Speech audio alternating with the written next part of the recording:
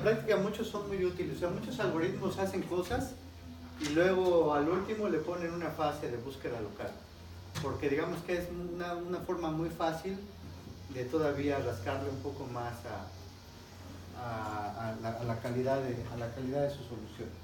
Bueno, entonces, igual generalmente utilizamos búsqueda local cuando estamos hablando de problemas que no podemos resolver explotando la estructura concreta del problema. Generalmente, como vamos a ver en estas soluciones de búsqueda local, lo que vamos a sacrificar, bueno, se puede sacrificar todo, ¿no? Pero típicamente lo que se sacrifica aquí es tiempo polinomial. Por ejemplo, vamos a ver que el algoritmo Metrópolis nos garantiza que va a llegar al óptimo, pero solamente si lo dejamos que se ejecute un número infinito de pasos. No es. Vamos a ver varios algoritmos que me garantizan no el óptimo, pero son algoritmos de aproximación, pero el problema es que son pseudopolinomiales. O sea, van a terminar teniendo su complejidad en términos del tamaño de algún parámetro de peso o algo así. Pero bueno, entonces, ¿qué es lo que hemos estado haciendo? Si se fijan, hemos estado haciendo, casi que sin decirlo para que no les dé miedo, optimización combinatoria. O sea, este es un curso de algoritmos para optimización combinatoria. ¿Por qué? Porque es como que lo que interesa en computación. Entonces, ¿cuál es la diferencia de la optimización combinatoria y de la optimización continua? Que si son ingenieros, o sea, como ingenieros nada más vemos optimización, bueno, yo nada más vi optimización continua y poca optimización combinatoria.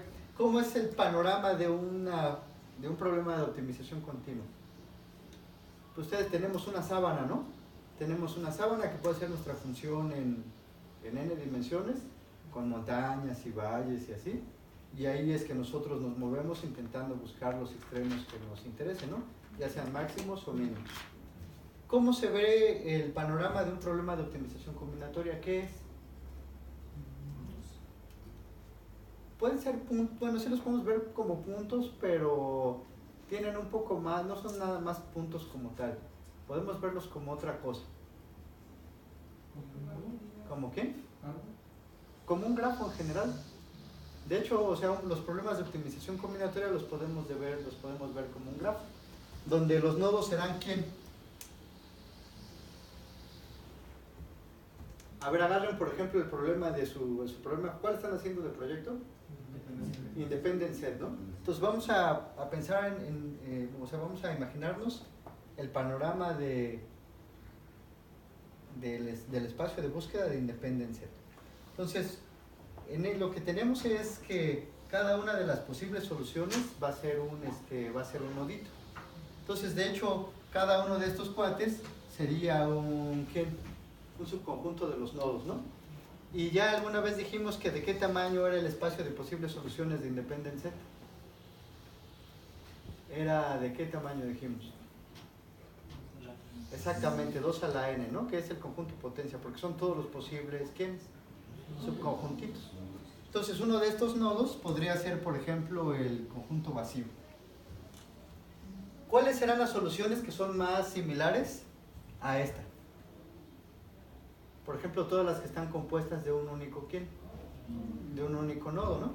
Entonces, por ejemplo, podemos tener al nodo de la solución vacía, salud, y luego aquí podríamos tener, por ejemplo, al nodo que nada más tiene a U y otro nada más al nodo, donde estos son nodos del grafo de búsqueda, ¿no? O sea, nuestra entrada es un grafo, pero nuestro espacio de búsqueda también es un ¿quién? También es un grafo. Entonces aquí va a tener, por ejemplo, tantos de este tipo, ¿cuántas soluciones habría? N, ¿no? Y entonces nosotros podríamos, por ejemplo, establecer una relación de vecindad, y estas relaciones de vecindades son arbitrarias. O sea, yo voy a decir que, por ejemplo, estas dos soluciones son vecinas porque solamente difieren en un nodo, ¿sí? Pero les decía, o sea, esta relación o esta arista yo se la puse porque digamos que esa es una relación sencilla, pero que hace sentido. Entonces, por ejemplo, aquí ellas dos podrían tener como vecino a la solución que tenga a B y a quién, a B y a U, ¿no? O sea, ahora tengo otra solución que tiene dos nodos y ellos son vecinos porque nada más difieren en un solo nodo. Pero bueno, entonces ya mi grafo de soluciones o mi espacio de soluciones se vería como un grafo de tamaño 2 a la n, donde cada uno de estos noditos de mi grafo de soluciones son una posible solución ¿a qué? A mi problema. Y ahorita nosotros agarramos una relación de vecindad, pero podríamos poner otras. ¿Sí? ¿Sí les hace más o menos sentido? Entonces, de hecho, si se fijan, esto es, o sea, en lugar de una sábana en la optimización continua, aquí lo que tienen es un grafo. Y sí, digamos que al principio lo que sí tenemos son los puntos que serían los nodos, pero nosotros podemos imponer relaciones de ¿cómo se llaman? ¿Cómo dije que era esto? Relaciones de vecindad. Y vamos a ver que el éxito, por ejemplo, de los algoritmos de búsqueda local depende de qué tan inteligentes seamos en estas relaciones de vecindad. ¿Qué creen que haga un algoritmo de búsqueda local? Exactamente, aleatoria o semi-aleatoria o greedy en este grafo. O sea, lo único que van a hacer los algoritmos es que van a empezar en alguno de estos y se van a empezar a mover. Puede ser de manera aleatoria, puede ser greedy, puede ser algo ahí mezclado, ¿no? Pero digamos que esto es lo que hace un algoritmo de búsqueda local, empezarse a mover en el espacio de soluciones y brincando nada más de soluciones que son vecinas. Y como les decía, o sea, esta relación de vecindad uno la impone. La más común es esta, en la que dos soluciones son vecinas y nada más difieren en un elemento. Entonces lo que vamos a estar viendo ahorita es en estrategias de cómo caminar en este grafo de soluciones. ¿Sí? ¿Más o menos les hace sentido?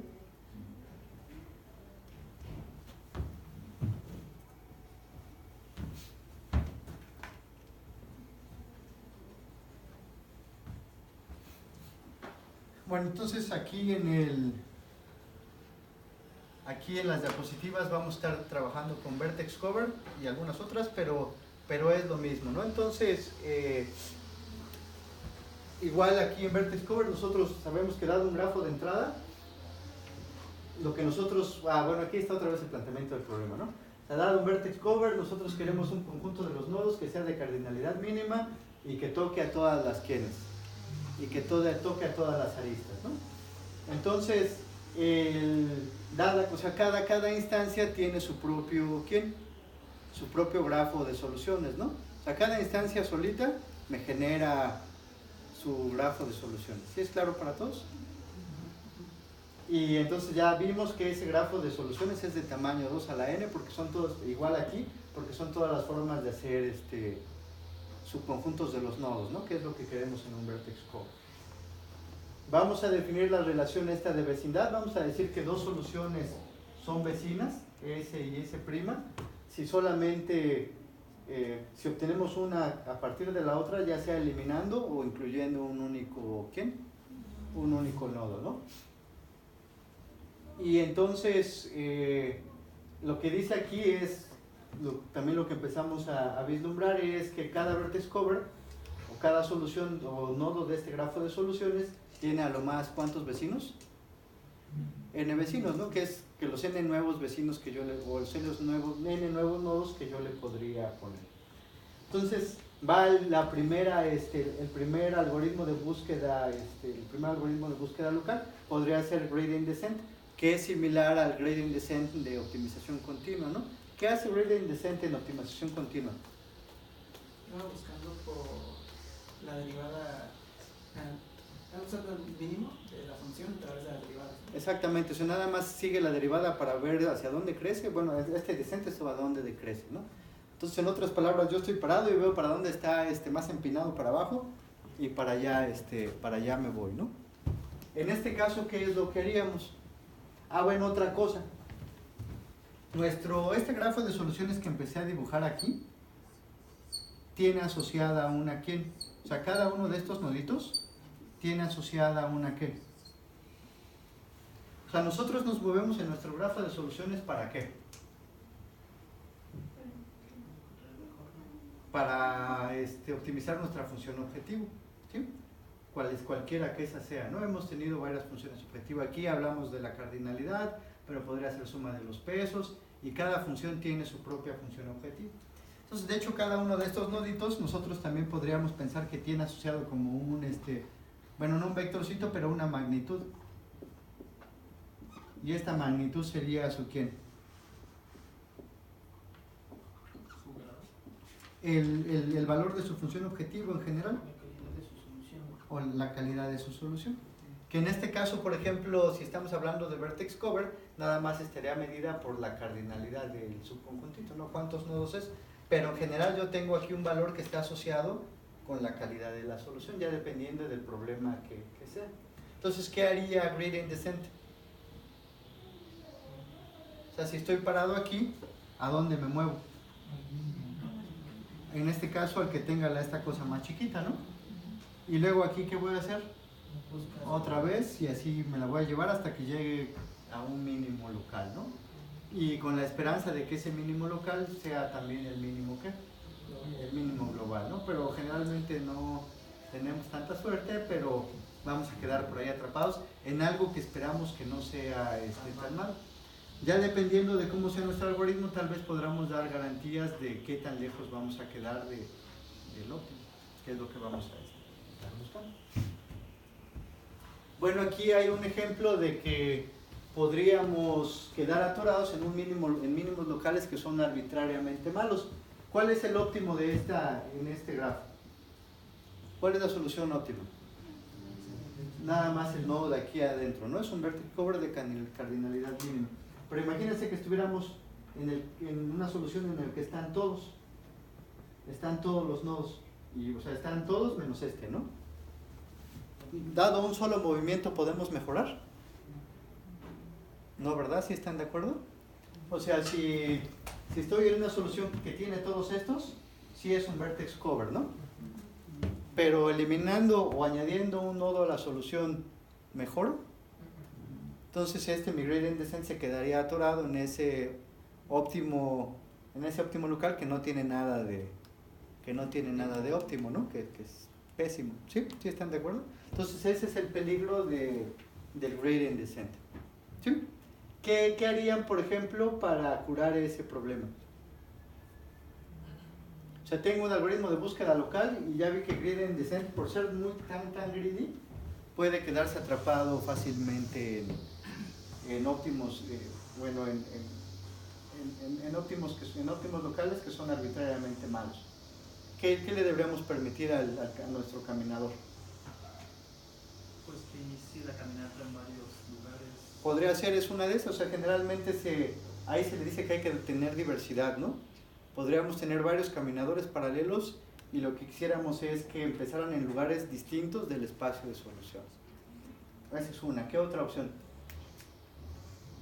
Permitirle ver dos, digamos. Por ejemplo, esa es otra, o sea, digamos que su vecindario no sea ese chiquito, sino que sea uno más grande. Y en general, eso se puede generalizar a un K vecindario.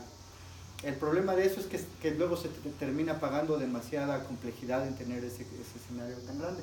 La otra es dejarlo que vaya a lugares que no se ven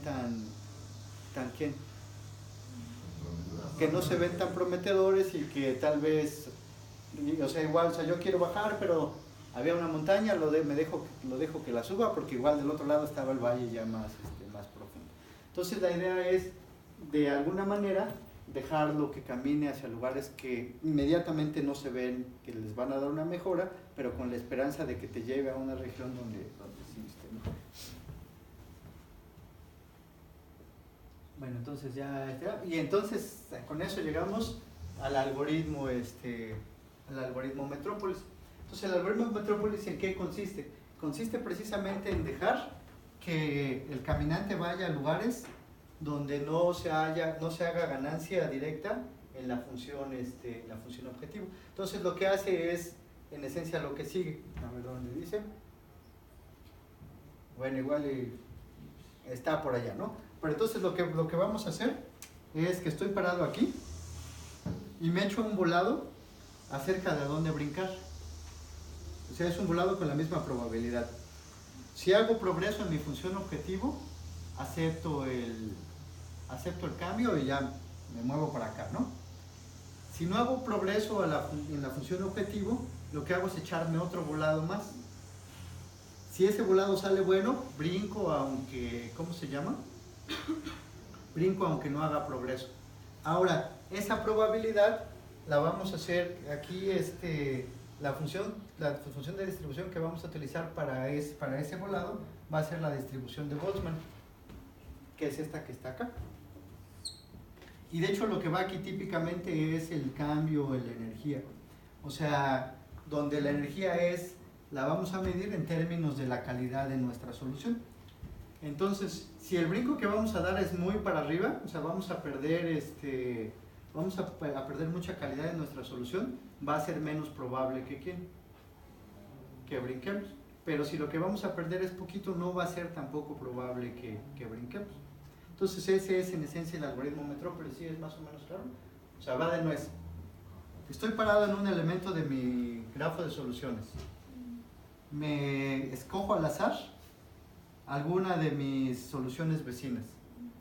Si hago progreso al brincar a ella, ya, brinco. Si no hago progreso, me echo un volado con esta probabilidad que es proporcional, o bueno, no proporcional, pero toma en cuenta qué tanto voy a perder en la calidad de mi solución. Si de todas maneras en el volado sale que brinque, pues ya brinco. Entonces, ¿qué es lo que digamos, en forma sencilla, qué es lo que hago? O sea, yo voy a permitir brincarme a soluciones que son más malas en la que estoy, dependiendo de cuánto pierdan y dependiendo de ciertos parámetros. Por ejemplo, aquí, uno de los parámetros importantes en esta distribución de Boltzmann es la temperatura. Y ahorita platicamos por qué. Cuando la temperatura es alta, de hecho no importa tanta esta diferencia. O sea, aun cuando la diferencia de la calidad sea grande, yo puedo seguir brincando. Cuando la temperatura es baja, solamente voy a tender a aceptar nada más saltos en los que no pierda donde no pierda mucha calidad en mi solución. ¿Sí, más o menos? ¿Les hace sentido? ¿Se puede regresar al mismo camino? De hecho, sí, o sea, en este caso de Metrópolis sí puedes regresar al mismo nodo. O sea, como está puesto aquí, sí puedes dejar que él esté al revés. Y, por ejemplo, darse cuenta de eso dio origen a una familia completa de otros algoritmos de búsqueda local. ¿Alguien sabe cómo se llama? O sea, porque digamos la pregunta hace mucho sentido, ¿no? ¿Para qué regreso a un lugar donde ya estuve, ¿no? Si ya estuve ahí y no me fue chido, pues no, ¿por qué regreso? Entonces hay una familia de algoritmos de búsqueda local que no permiten eso. ¿Nadie sabe cómo se llama? Creo que el que lo inventó es un mexicano que trabaja en Arizona, es búsqueda tabú. Y lo único que hace esos algoritmos es, tienen una memorita con las configuraciones en las que ya estuviste.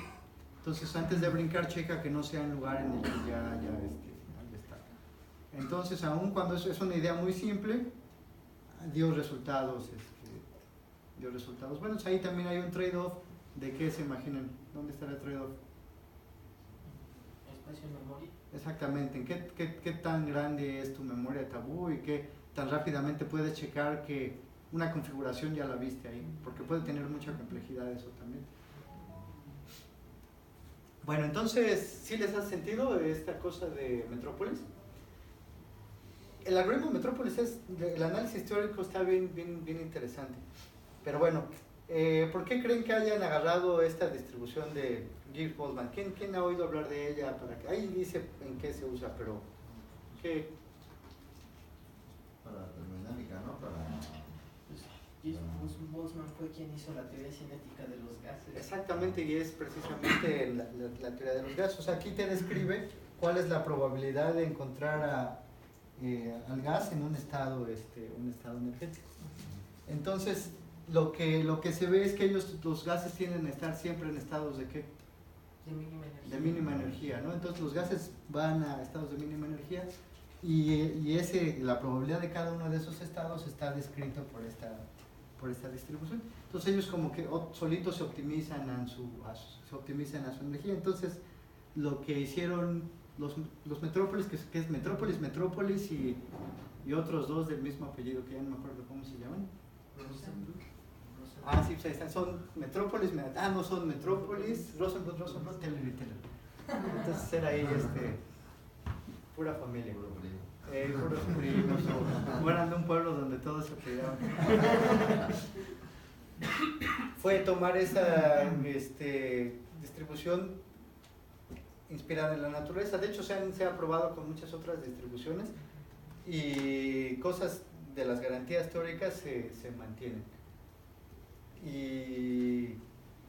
Pero bueno, digamos que la intuición de por qué se agarró esta es porque el sistema físico de manera natural tiende a optimizar o a estar en estados de mínima energía, que en este caso es lo que nosotros queremos. Ahora entonces, ¿sí es más o menos claro? Hay otro algoritmo que tal vez conozcan que está basado en Metrópolis, que se llama Simulated Annealing. ¿Han oído hablar de él? No. En español le dicen recocido simulado. Ahora imagínense que nosotros podemos utilizar esta temperatura como una perillita. Entonces dijimos que cuando la temperatura es alta, nosotros dejamos que el caminante brinque más libremente. Cuando la temperatura es baja, solamente vamos a aceptar ya, ¿cómo se llama? Nada más vamos a aceptar un nuevo estado si es que hacemos progreso. ¿Cómo podríamos jugar con eso? Pues con un poco lo que dijo Emanuel al principio. Bueno, siento que eso te ayudaría a que algo divergiera, ¿no? A que algo fuera así como más random o más... Así es, y lo que se hace es que al principio se pone caliente para que los caminantes se pongan locos, ¿no? Y puedan estarse moviendo ahí por todos lados y puedan llegar, o sea, puedan explorar más ampliamente el espacio de soluciones. Pero luego ya después de un tiempo, ya en las regiones más prometedoras, ya les pones, les enfrías. ¿Y eso para qué? Para que ellas se concentren. Para que ellas se vayan a lo más abajo que puedan llegar. Entonces ese es Simulated Annealing y también ha dado buenos resultados. Ese también está inspirado en la naturaleza, porque han visto, o sea, de hecho ven que, por ejemplo, el acero tiene un ciclo de producción así bien particular, ¿no? Que lo tienen que ir dejando que se enfríe poco a poco, luego pegarle, luego enfriarlo así, luego volverle a pegar. Y entonces igual solamente es dejar que las moléculas lleguen a tener unas estructuras que las hacen estables. Y bueno, y por ejemplo, si el acero lo enfrían, cuando lo están produciendo se hace muy frágil, porque no dejaron que las moléculas llegaran a esas estructuras estables. Entonces digamos que igual fue inspirado en eso.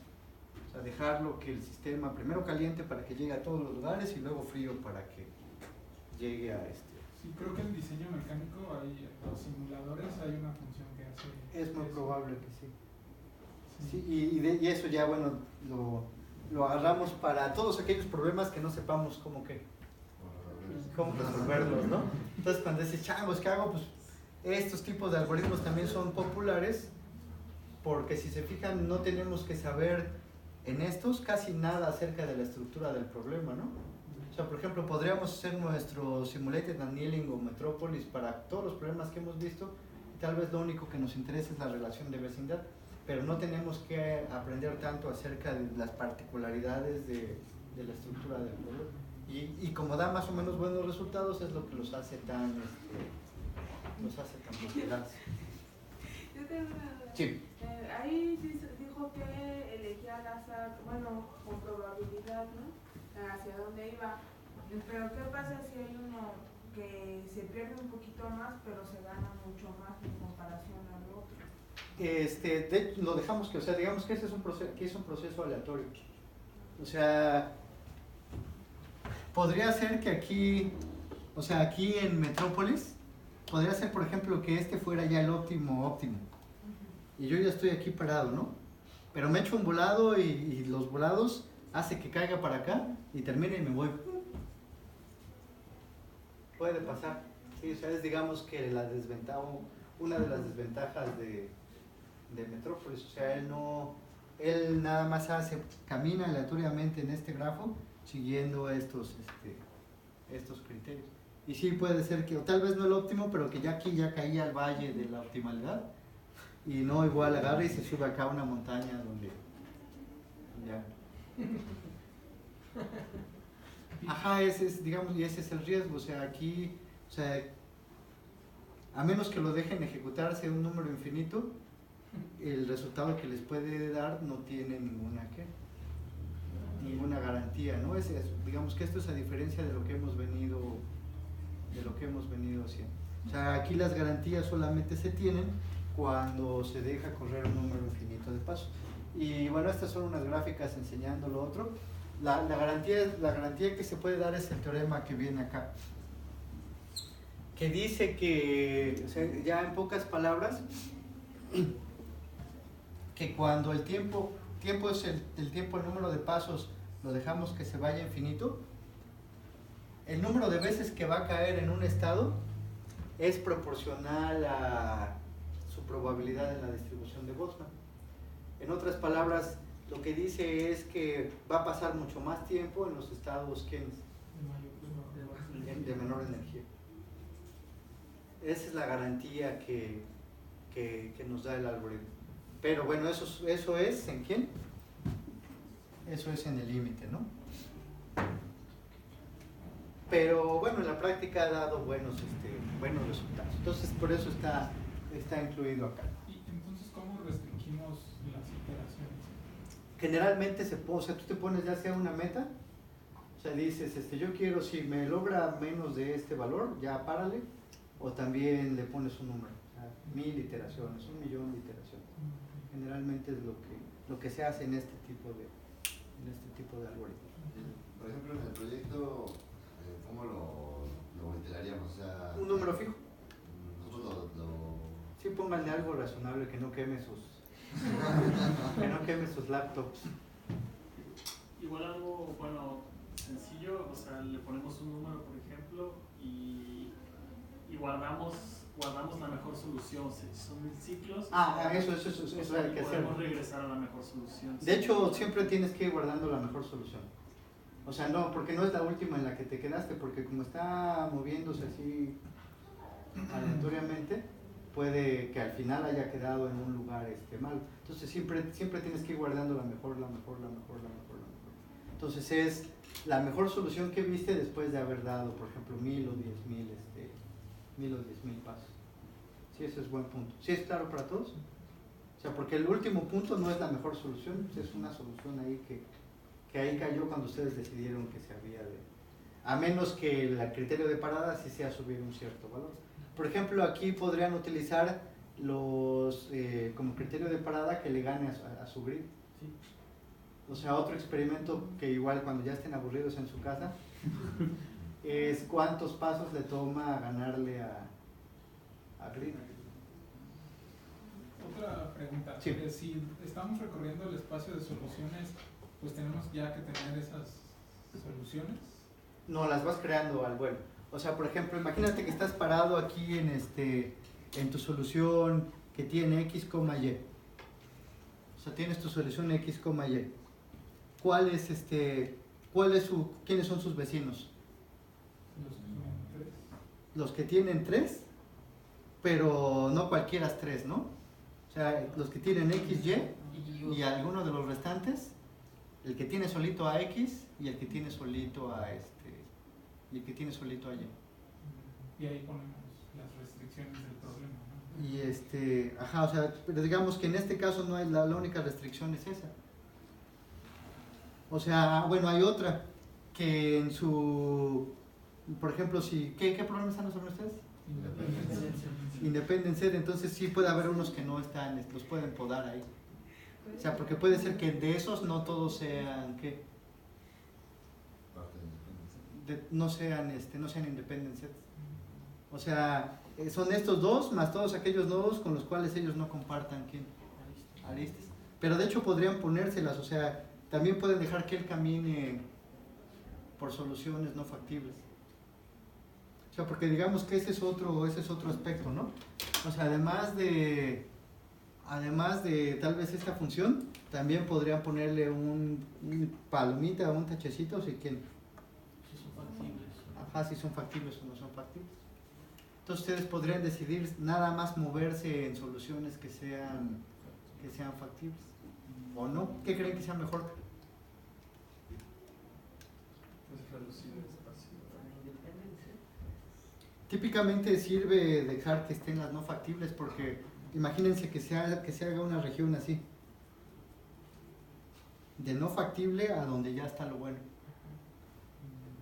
¿Qué sucede?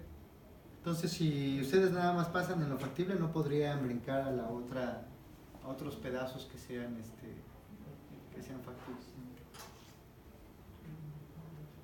Entonces ahí ustedes háganle como quieran. Sí, sí es claro. Pues, no, o sea, no muy bien. A ver, o sea, por ejemplo, o sea, si estamos parados aquí en la... Si estamos parados aquí en una solución que tiene al nodo XY, ¿no? Y sus vecinas tienen que contenerlos. Digamos que sus vecinos, unos de ellos, serían los que traen X, Y más cuadrito y así todos los demás, ¿no?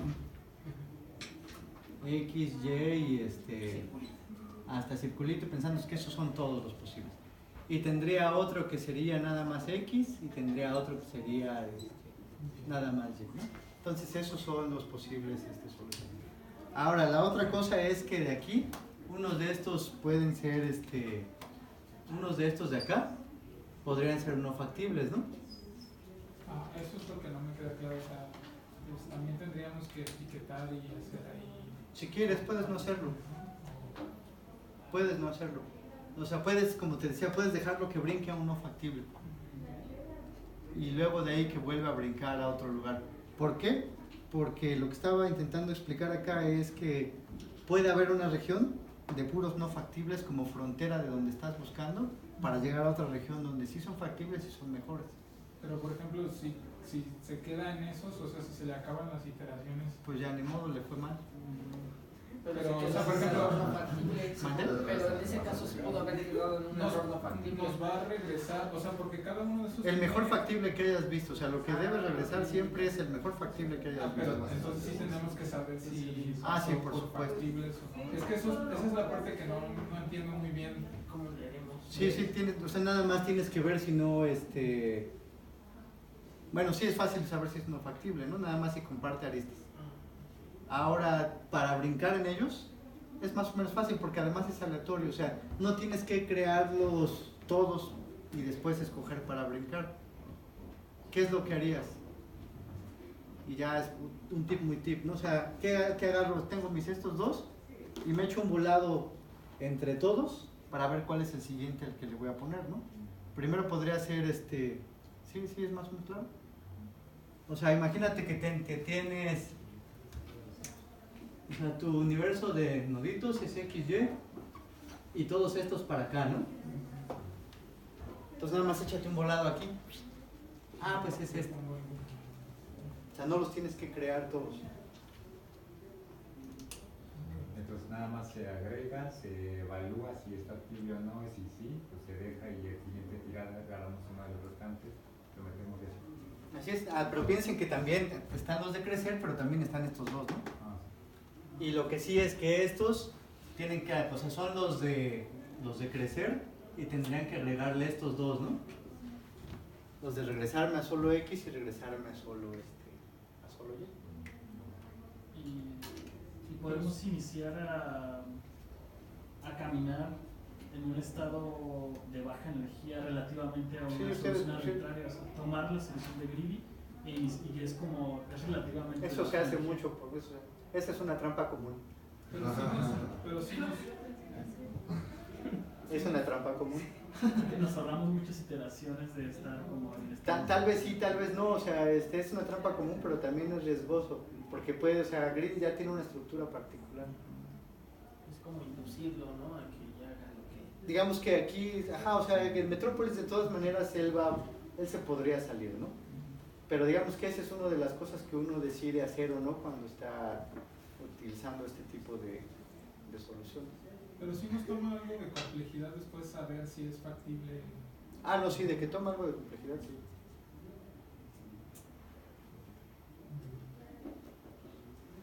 Por ejemplo, si nada más estás brincando en puros factibles, nada más, lo único que nada más tienes que checar al último que estás poniendo, ¿no? Que no comparta vistas Con lo que ya tenías. Pero sí, o sea, el espacio de elecciones de diseño es amplio. Pero ahí, pues ahí ustedes buscan. Pero sí quedó clara esta parte de allá. O sea, de hecho, aun cuando yo camino en mi espacio, y es una muy buena pregunta, o sea, aun cuando yo camino en mi espacio de soluciones, no las tengo que crear. O sea, por ejemplo, si estoy parado aquí en el XY, nada más me echo un volado entre cuál de los otros voy a meter, o si me regreso a dejar X, o a dejar nada más Y después que ya generé la solución, bueno, ya había generado la solución XY, también después para posteriores iteraciones también la tengo que dejar guardada y también puedo elegir. Solo si era buena. O sea, lo que es mejor es nada más, por ejemplo, aquí nada más dejar la mejor factible que has visto. O sea, la tienes guardada la mejor factible, brinco. Esta es mejor todavía, pues ya la sustituyo, ¿no? Y ahí, o sea, nada más guardar la mejor factible que has visto. Ah, no, bueno, pero me refiero a que si todavía va a estar como posibilidad, como camino posible. Ah, sí, todavía la dejo. Sí, si quisieran hacer taboo search es más complicado, ¿no? O sea, es la versión donde esto camina y es libre. Y no importa que regrese al mismo lugar, y no importa que sea el mismo lugar malo de antes. ¿Sí? ¿Más dudas? Y por ejemplo ahí en la distribución en la probabilidad, ¿cómo elegimos el valor de la temperatura o eso es? Es arbitrario. O sea, ahí agarren y pueden jugar. O sea, ya también ¿mande? Perillazo, digo,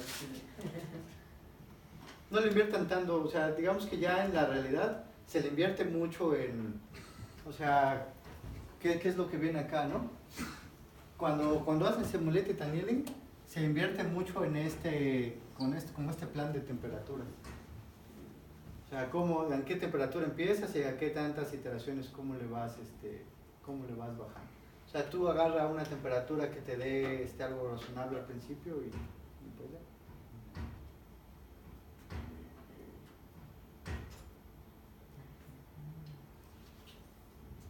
¿Más dudas? Bueno, vamos a ver de los que sí vamos a poder hacer garantías.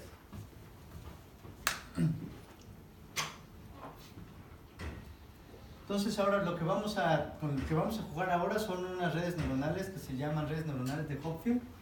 Y estas redes neuronales se han utilizado mucho para implementar memorias asociativas. Que ayer estábamos hablando de ellas. ¿Qué son las memorias asociativas? ¿A qué han oído? Bueno, ya, porque ya no tenemos tiempo. Son memorias que responden por contenido. O sea, las memorias tradicionales nosotros ponemos una dirección y ya nos da el contenido, ¿no? Aquí nosotros ponemos un pedacito del contenido y nos devuelve, pues digamos que la locación de la memoria donde está eso y el resto. Entonces esas cosas hacen muy muy rápidas Es como una llamada memoria caché, ¿no? Las memorias caché son generalmente memorias asociativas. ¿Sí? Entonces para eso es para lo que sirven estas redes neuronales de Hopfield. Ahora, para implementar eso, lo que se hace es definir, o sea, estas redes nosotros las podemos ver que es como un grafo donde las aristas tienen pesos y donde los nodos pueden estar en dos configuraciones, ya sea en +1 o -1. Y de hecho lo que se hace es mover la configuración de los nodos para que la memoria se comporte como nosotros queremos. Entonces van unos pocos conceptos acerca de cuál es la configuración que nosotros queremos. Los pesos de las aristas también pueden ser ya sea negativos o pueden ser positivos. Y de hecho los pesos son parte de la entrada. Entonces, lo que nosotros vamos a querer es que si el peso de la arista es negativo, lo que vamos a querer es que los nodos incidentes a esa arista tengan el mismo estado, ya sea los 2 menos 1 o los 2 ¿qué? O los 2 más 1. Y al revés, si el peso es positivo, lo que voy a querer es que los nodos incidentes tengan estados distintos. ¿Sí? Entonces, de hecho, mi misión va a ser, o nuestra misión, dado un conjunto de pesos en las aristas, lo que vamos a querer es asignarle los estados a los nodos de forma tal que la mayor parte de estas restricciones se satisfaga. En general, no todas se pueden satisfacer. ¿Sí es más o menos claro qué es lo que estamos buscando? ¿Seguros? O sea, lo que tenemos es pesos en las aristas que pueden ser negativos o positivos. Y yo a los nodos les tengo que asignar ya sea más 1 o menos 1. ¿Y cuál es el criterio de asignación? Si esto es positivo, yo quiero que por ejemplo, si este es positivo, yo quiero que estos dos tengan configuraciones diferentes. Si es negativo, voy a querer que tengan configuraciones iguales. Entonces yo lo que voy a buscar es una asignación de estados más 1 menos 1, de tal manera que pueda, ¿cómo se llama? Cumplir con el mayor número de restricciones. ¿Sí? ¿No existen pesos ceros ahí? No, son positivos y negativos. Entonces, a ver, unas cuantas definiciones.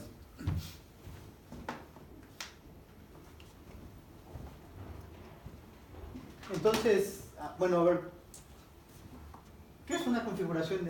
Con respecto a una configuración S, ¿qué será una configuración S? Con lo que hemos estado diciendo. Exactamente, o sea, una configuración S es una asignación de más unos y menos unos, ¿a quiénes? A los nodos. ¿Sí? O sea, más unos, se da una configuración S que son asignaciones de más unos y menos unos a los nodos. Vamos a decir que una arista es buena si este producto, o sea, el producto del peso de la arista por los valores de los estados de los nodos, es menor que 0. De hecho, si se fijan, esto responde a lo que dijimos, ¿no? Porque si el peso de la arista era positiva, queríamos que estas fueran, ¿quién? Distintos. Y entonces esto va a dar, ¿qué? Negativo, ¿no? Y queríamos que si era negativa, ellos valieran, ¿qué? Igual. Lo mismo, para que todo diera, ¿qué? Negativo, ¿no? Entonces una arista es buena si es que cumplimos con su restricción. Que si ella es positiva, quiere que sus puntos sean distintos, y que si es negativa, quiere que sus puntos sean, ¿qué? Sean iguales. ¿Sí estamos de acuerdo? ¿Sí? ¿Qué es lo que viene aquí después, ¿no? Luego dice, si el peso es negativo, S y B deben ser iguales, y si el peso es positivo, los estados tienen que ser distintos, ¿no? O sea, lo que hemos puesto acá, ¿no? O sea, si este es U y este es B, y este es un menos W, o sea, si esta cosa es un peso negativo, lo que queremos es que ellas valgan igual para que el producto sea negativo. Y si es positivo, lo que queremos es que valgan distinto para que el producto sea, ¿qué? Negativo. Entonces, esas aristas son buenas, ¿no? O sea, como que con ellas estamos contentos. Ahora, vamos a decir igual con respecto a una configuración que un nodo está satisfecho si la suma de sus aristas buenas es mayor que la suma de las aristas malas. En otras palabras, si dado un nodo B, me fijo en todas sus aristas incidentes, si hago la suma de esto, si esto es menor que 0, entonces vamos a decir que ese nodo está ¿cómo? Está satisfecho. Porque las sumas de las aristas que son negativas en el producto que tenemos allá es más grande que las que son, ¿quiénes? Que las que son positivas. ¿Sí? ¿Dudas hasta aquí?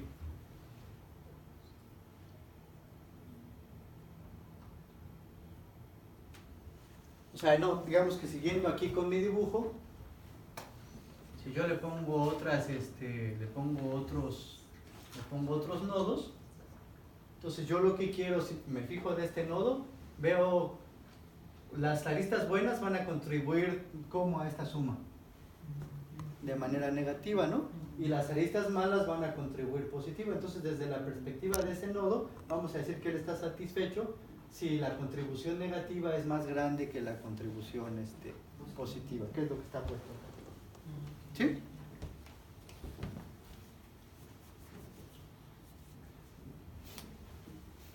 Bueno, entonces, lo que vamos a hacer ahora es, a ver, ya vine. Bueno, entonces otra definición antes. Vamos a decir que una configuración es estable si todos los nodos están satisfechos. Y el objetivo de estas redes neuronales es encontrar una configuración estable si es que existe. Entonces ahora, algoritmo.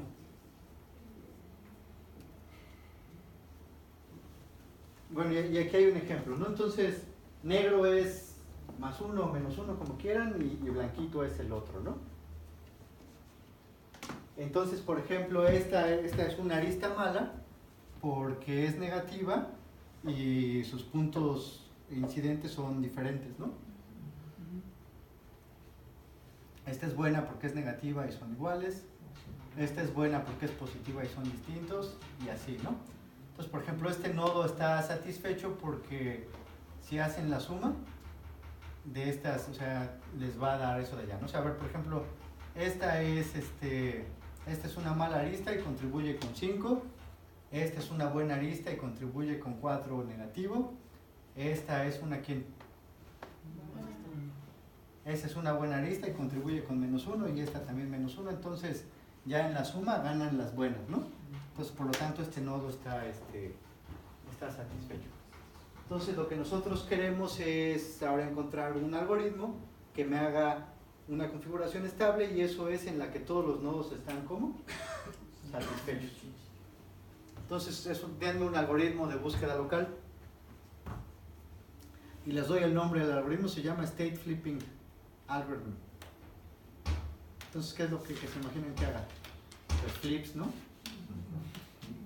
¿Qué hace entonces? Pues inicio con una configuración arbitraria de los nodos y le doy flip a los que me salen a la función objetivo. Más o menos. Entonces, lo único que voy a hacer es agarrar algún nodo que no esté estable y lo hago flip. Y ya. Y ese es el algoritmo. A ver, entonces hay varias cosas que nos podemos imaginar acerca de él. Pues para que vean que no es choro. Configuración arbitraria. Mientras no hemos llegado a la configuración estable, agarramos un nodo que no esté satisfecho y le hacemos, ¿qué? Hacemos flip. Y ya. If you're bad, don't be bad. Y entonces, ¿creen que esa cosa termine? Sí termina. Lo primero que tendríamos que hacer es demostrar que termina, ¿no? ¿Qué? No influye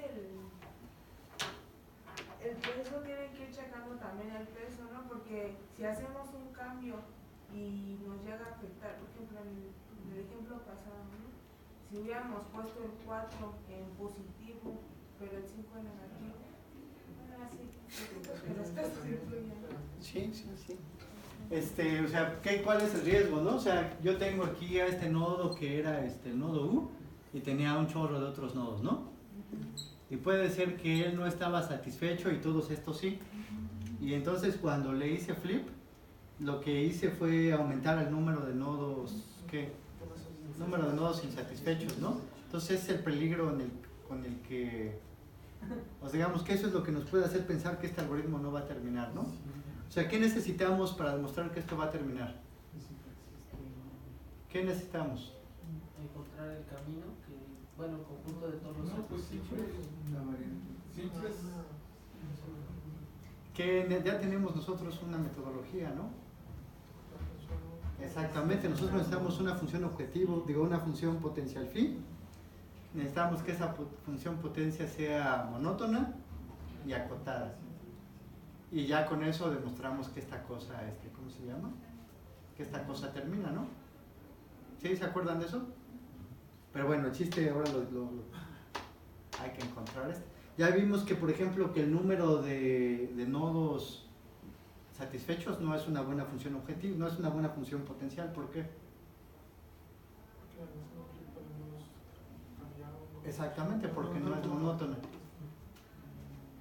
¿Sí? ¿Qué será? ¿En qué si hacemos progreso? A ver. Sí, porque ya no hay tanto tiempo. Si este cuate no está satisfecho, ¿es por qué? Porque si da más mayor a cero la suma de todos. Exactamente, porque en estas aristas, las aristas malas son más que las quienes, que las buenas, ¿no? Cuando le hacemos flip, ¿qué pasa? Ahora, como las malas son las buenas y las buenas son las malas, entonces a fuerza, ¿qué? Mejora. La contribución de las buenas se hace mayor, ¿no? Entonces, si nuestra función, esta phi, la hacemos como la suma de como los estados estos que teníamos acá, ¿no? Que era la configuración de U, configuración de B por WV, ¿no? Si esta es nuestra función objetivo, eso es monótona, va a ser monótona decreciente, ¿no? ¿Por qué? Porque, o sea, agarren cualquiera de estos. Si él no está satisfecho es porque estos valores de los positivos son más grandes que ¿quién? Que los negativos, ¿no? Por eso es que no está satisfecho, ¿sí están de acuerdo? Entonces, al cambiarlo, ahora los positivos se hacen ¿qué? Negativos. Entonces, esta suma total sobre todos debe a fuerzas de ¿qué? Debe de disminuir. ¿Sí están de acuerdo o no? Pero si los negativos también se hacen positivos. Pero entonces no está satisfecho. O sea, si él no está satisfecho, es porque la suma de estos valores, o sea, los estos de aquí, los estos C, C, W de cada uno de estos, si él no está satisfecho es porque esta suma de los positivos es más grande que la de los quienes, la de los negativos. Pero al cambiar todos los positivos se hacen negativos Sí, y viceversa. más, pues, siguen pesando. Entonces, porque los Ws nunca cambian. Entonces, digamos que a fuerza la contribución de estas aristas se va a hacer ahora tendiente a negativa y no tendiente a ¿qué? A positivo. Entonces, digamos que la suba global siempre se va a hacer ¿qué? Se va a hacer más negativa. ¿Sí están de acuerdo? Entonces, esta función a fuerza es ¿qué? Es monótona decreciente. ¿Y cuánto es lo menos que puede valer? Y esto lo menos que puede valer es nada más directamente la suma de todas las Ws, ¿no?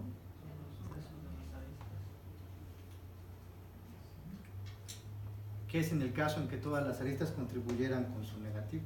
Es lo menos que puede valer. ¿Sí están de acuerdo? Entonces, como esta decrece y está acotada, esta cosa termina. Pero el problema es que en cuántos pasos va a terminar en el peor de los casos. ¿En términos de quién? De W. Entonces no va a ser polinomial, va a ser solo polinomial. Entonces, a ver, vamos a ver todo esto. Ay, bueno, antes había un ejemplito del state flipping. Bueno, ¿quieren que veamos esto? ¿No, verdad? Bueno, a ver, entonces, rápidamente. Entonces, en el state flipping lo único que tenemos que hacer es agarrar un nodo que no esté, ¿quién? Que no esté satisfecho, ¿no? Entonces, por ejemplo, este cuate no está satisfecho porque tiene un 10 positivo y este 8 negativo. Pero bueno, o sea, lo que va a ser interesante ver es que cada que yo le haga flip, este 10 se va a volver ¿quién? Se va a volver menos 10, o sea, porque este se va a poner blanquito, ¿no? Se pone blanco, entonces él contribuye él va a contribuir en negativo, y si este contribuye en positivo, ahora contribuye en negativo, ahora contribuye en positivo. Pero siempre la contribución neta va a ser ¿quién? Va a ser negativa, porque por eso lo escogimos, porque él, al ser un nodo no satisfecho, es un nodo en el que la contribución neta de sus aristas es más positiva que negativa, ¿no? Entonces, agarramos un nodo satisfecho, lo cambiamos. En la siguiente iteración que tenemos que hacer, o sea, es buscar otro nodo que no esté satisfecho y lo vamos a cambiar, y así nos lo vamos a ir llevando, ¿no? Buscando cualquier nodo satisfecho, cambiándolo hasta eventualmente, con suerte, llegar a una configuración estable. Pero bueno, digamos que lo importante aquí es esta parte de acá, ¿no?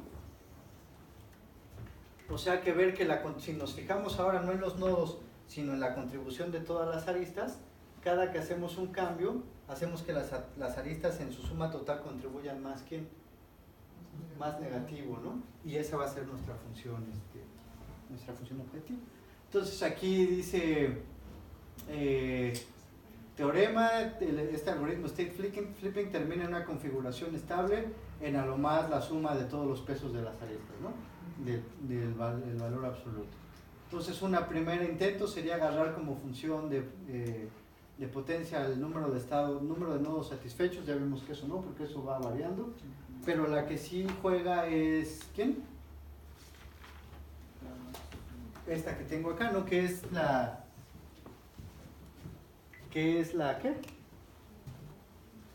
La suma de la contribución de las aristas buenas. Y ahora eso, ¿por qué? O porque cada que nosotros hacemos un flip es porque encontramos a un conjunto de aristas donde ellas, las malas, sumaban más que ¿quién? Más que las buenas. Entonces al cambiarle ahora las buenas suman a las malas, y entonces digo las buenas son más que las malas, y hago un progreso de al menos una unidad. Ya eso es escrito explícitamente, es lo que tenemos acá. O sea, el nuevo valor, o sea, es la función potencia de mi configuración, ¿no? Entonces, la función potencial de mi nueva configuración es igual a la anterior, pero pierdo la contribución de las malas. Ahora las malas se hacen ¿quién? Se hacen negativas, y las buenas se hacen, ¿cómo se llama? Se hacen positivas. Pero yo escogí ese nodo porque las malas eran ¿qué? Más grandes que las buenas. Entonces esta suma, si agarro estas dos, esta es al menos ¿quién? Una unidad más grande que estas de acá. Entonces, por lo tanto, el nuevo valor de mi función potencial es al menos una unidad más que... Exactamente. ¿Sí? ¿Sí les hace sentido? Entonces, esta cosa siempre vamos a encontrar siempre vamos a encontrar una configuración estable, pero el problema otra vez es que el tiempo no es ¿qué? No es polinomial. Ahora este es uno de esos ejemplos que está bonito porque es loco. La versión de decisión de este problema, ¿qué tan compleja es? De encontrar una configuración estable para una red neuronal de Hopfield.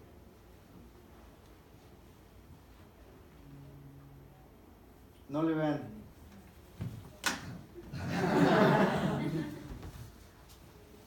Es trivialmente sí.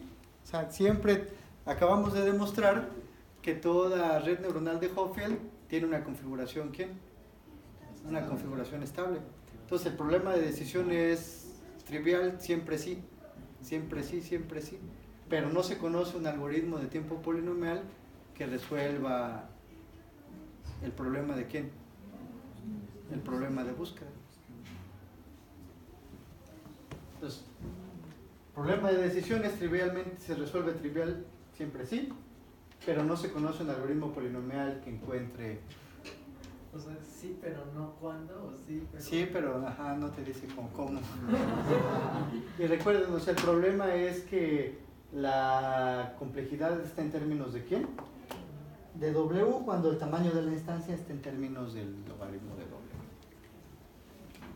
¿Dudas? O sea, nos da tiempo de ver otra. Este también está medio bonito. Bueno, entonces ahora otro problema con el que vamos a jugar es max cut. Entonces Maxcode está en SMP Hard. Nosotros ya sabemos resolver MinCode, ¿no? Y entonces, bueno, aquí es el otro, es su gemelo malvado, que no tiene, que no le conocemos solución polinomial.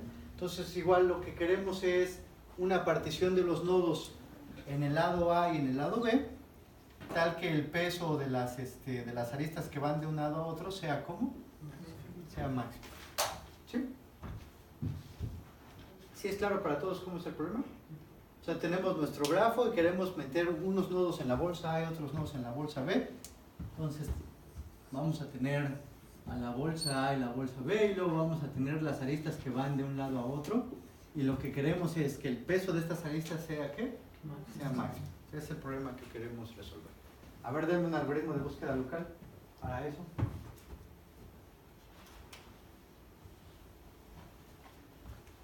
Entonces, a ver, yo voy a agarro un nodo aquí, ¿no?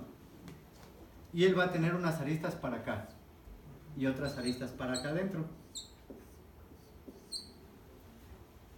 Si la suma de los pesos de estas aristas es más grande que las que van para afuera, ¿qué me conviene? Moverlo para acá, ¿no? O sea, lo estiro y ahora estas que sumaban más que, o sea, pierdo lo de estas, pero gano los de ¿quién? Los de estas de acá. Y ese es el algoritmo de búsqueda local. Y se llama Single Flip Neighborhood. O sea, nada más muevo un nodo de un lado a otro, si es que eso me va a dar ¿quién? Sí, voy a mejorar mi función objetivo. Entonces, comenzamos otra vez con una partición aleatoria. Mientras exista un nodo que me sirva a moverlo al otro lado de la bipartición, lo muevo y ya. Cuando llegue a una solución óptima local, ahí retorno. ¿Sí? Está muy sencillo, ¿no?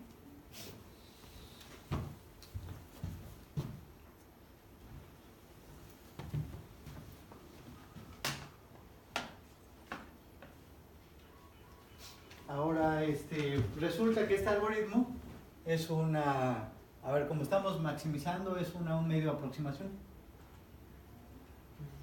O sea, es un algoritmo de aproximación que nos garantiza que lo peor que nos puede ir es que nos vamos a quedar a un medio de ¿quién? A un medio del óptimo. Bueno, y vamos a hacer la demostración. Entonces, sea AB la partición en la que fue óptima local, ¿no? O sea, recuerden que esa partición AB es donde terminó el algoritmo porque ya no encontramos ningún nodo que moverlo al otro lado nos daba progreso en la función objetivo, ¿sí? Y entonces lo que queremos, bueno, entonces vamos a denotar por AB a la nuestra. A estrella, B estrella va a ser la solución óptima. Y entonces lo que vamos a demostrar es que el peso de nuestra solución va a ser mayor o igual que un medio del peso de todas las aristas. ¿Y están de acuerdo que esta es una cota superior para el óptimo? Lo mejor que podría hacer es que todas las aristas estuvieran ahí en el corte, ¿no? Y bueno, entonces esta va a ser la cota que vamos a utilizar. O sea, vamos a demostrar que somos mayor que un medio mayor que un medio que el peso de todas las aristas y por lo tanto mayor o igual que un medio de ¿quién? Del óptimo. ¿Sí están de acuerdo? O sea, porque el óptimo no puede ser más grande que la suma de todas las aristas, ¿no? Dudas hasta aquí, en lo que queremos demostrar.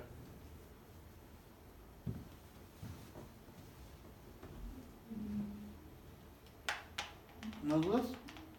Bueno, entonces lo que sabemos es que cuando nuestro algoritmo terminó porque llegamos a una condición de optimalidad local. ¿Qué quiere decir? Que para cualquier nodo U que nosotros agarráramos, ¿por qué lo borré? Para cualquier nodo U que nosotros agarráramos, es cierto que ¿qué?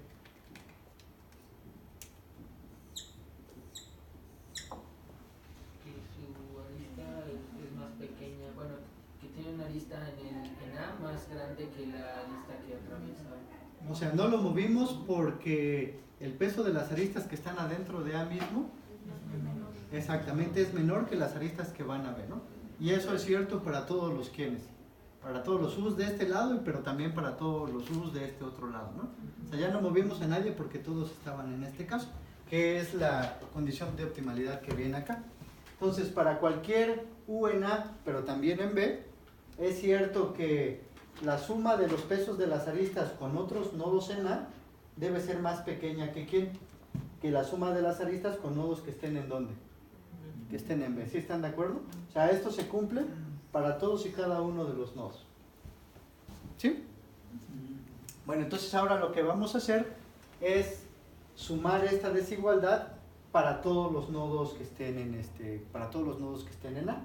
Entonces ahora, si sumamos para todos los nodos, lo que vamos a tener es una cosa que tenemos, si se fijan, si sumamos para todos los nodos U, ¿cuántas veces vamos a sumar el peso de cada una de las aristas que están aquí adentro? 2 veces, ¿no? ¿Sí están de acuerdo? O sea, si yo agarro U y sumo todas las aristas que tenga aquí adentro, voy a sumar esta arista una vez, otra vez, pero cuando ahora haga la suma para B, voy a sumar esta arista otra vez, ¿no? Entonces ahora si yo desmenuzo esta arista, digo la suma por las aristas que están aquí adentro, si sumo sobre todos los nodos, lo que yo voy a tener es 2 veces el peso de todas las aristas que hayan quedado completamente adentro de ¿quién? Completamente adentro de A, ¿no? Y eso porque, o sea, como aplicando esto, tiene que ser menor o igual que todas las aristas que van de A a ¿quién? De A a B, porque ellas, como estamos sumando sobre los U's que están en A, ellas ¿cuántas veces las sumamos? Las que van de A a B. Ellos nada más es una vez, ¿no? ¿Sí están de acuerdo? Las de adentro las sumamos doble porque él también está adentro, pero las de afuera sí las sumamos nada más una vez. O sea, voy a poner este otro W acá, tiene sus propias aristas, pero ellas ya no las volvemos a sumar para ninguna de los otros, nodos, ¿no? Entonces, ya me queda con esa expresión, o sea que 2 veces el peso de las aristas que quedaron adentro de A es menor o igual que el peso de las aristas que van de ¿quién? De A a B. Y bueno, eso exactamente lo podemos hacer desde la perspectiva de la partición ¿quién? Desde la partición B, ¿no? Porque en ella también se cumplía esta condición de óptimo local. ¿Sí están de acuerdo? Pues ya acabamos. O sea, porque ya tenemos estas dos condiciones. Entonces, nosotros podemos decir que la suma de los pesos de las aristas, de todas, las podemos desglosar en 3 grupos, ¿no? Las aristas que hayan quedado dentro de A, las aristas que hayan quedado Dentro de B. y las que vayan de un lado a otro de otro B. Pero bueno, entonces nosotros sabemos que las aristas que quedaron adentro de A son como con respecto a nuestra partición AB, menores o iguales que un medio de WAB, ¿no? Estas de hecho es nuestro WAB y esto es ¿quién? Igual un medio de WAB. Entonces eso quiere decir que la suma de todos los pesos de las aristas es menor o igual que 2 veces el peso de nuestra partición, que era lo que queríamos demostrar. Entonces este algoritmo sencillo es una ¿quién? Es una 2 aproximación. Es una un medio aproximación, perdón. ¿Dudas?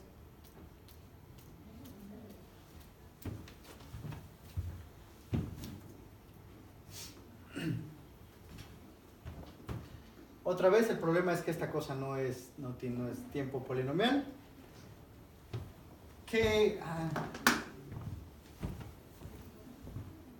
¿Cómo va a quedar la complejidad de esto? ¿En términos de quién? Del peso. Exactamente, de la suma de los pesos. Y otra vez, o sea, el problema es que vamos a garantizar que hacemos progreso en en al menos ¿quién? En al menos una unidad, ¿no? Y ¿sí es claro para todos?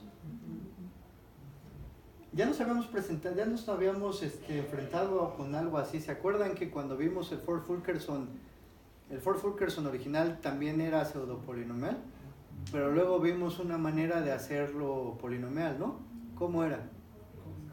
Con el escalado delta. De hecho, aquí también podemos aplicar una idea similar. Entonces, la idea similar sería al principio solamente aceptar cambios si es que nos dan cierto tamaño, cierto delta. Entonces también se puede aplicar aquí. El problema en este caso es que eso nos va a terminar afectando la calidad de nuestra solución. Y bueno, ese algoritmo se llama Big Improvement Flip Algorithm, y lo que hace es solamente aceptar cambios si es que me dan cierta ganancia mínima. Como eso me restringe el número de cambios que puedo hacer, eso me termina impactando en la calidad de mi aproximación. Pero también está interesante porque puedo yo ahí pagar un poco de velocidad, puedo ganar velocidad si pago por un poco de calidad.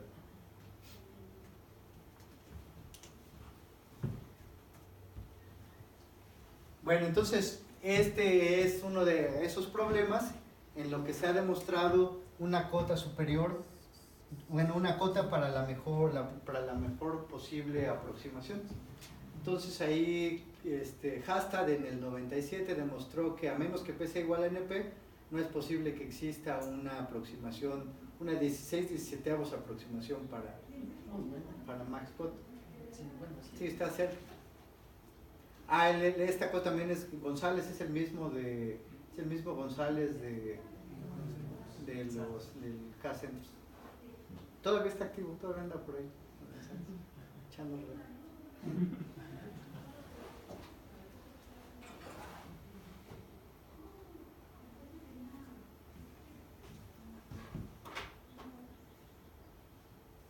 Aquí en MaxCode, un poco también de lo que habían platicado, se ha trabajado con